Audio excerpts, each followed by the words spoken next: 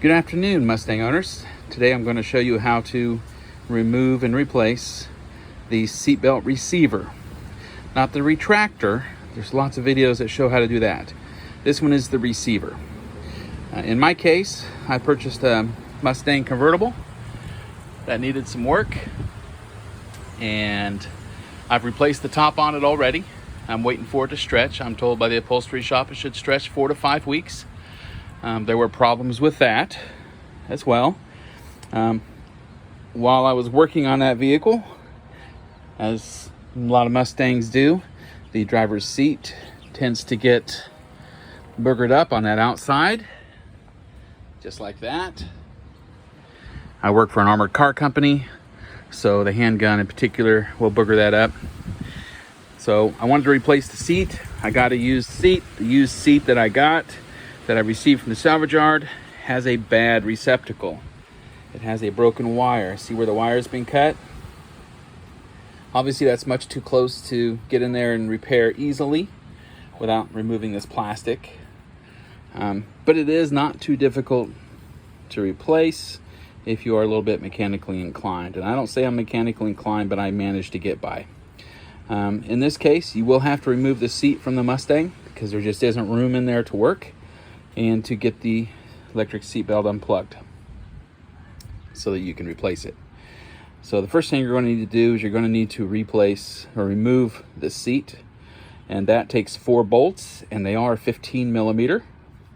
Actually, it's 2 nuts, and depends on how it comes out. I had a problem with mine. I'm going to show you what mine looks like at this point in time. You can walk over there.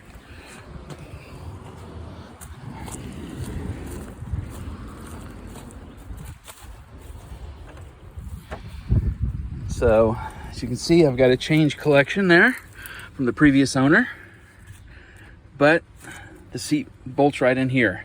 So the 2 bolts in the back are indeed bolts, and the 2 in the front should be studs, but those studs can actually be replaced because one of mine came out on the stud, and that would go in right there. So the whole thing came out rather than just the nut coming off. That's no big deal because we can screw the stud right back in there. Not a problem. Then it would look like this. When we're finished, the seat, of course, will be on it. This bolt came out very easily. I can't say easily, it was difficult, but it came out. I thought they'd be easier than that, but they were very difficult. This one here, as you can see, actually broke. Was not coming out to save my life. So obviously I'm going to have to do something about that. I'm probably going to drill it and try to use an easy out. If that don't work, I'll take it to a shop and have them drill it and rethread it for me. Of course, this is the plug that goes into the electrical seat. So that's where I'm at on this part. But I need to replace that seat belt because I need to replace that seat because the switch was broken and didn't work. We couldn't move it. So the only person that could drive it would be me with my knees up around my chin. So need to replace that seat belt that was broke. So once you get the seat out, hopefully you don't have any problems like I did, then it really is a simple matter to replace this. Takes an 18 millimeter socket and a ratchet, and just this bolt comes loose. I've already had it loose and I've already switched it myself with the good one. This bolt comes off just like so. Of course, this just comes off at that point too.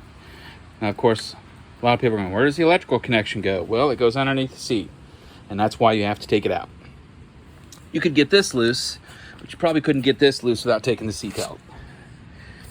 But interestingly enough, it plugs in straight in here. So if we look down this side here, you can see where it plugs in right there. Grab that wire so everyone can see it. Plugs in right there. So that's simple enough to remove.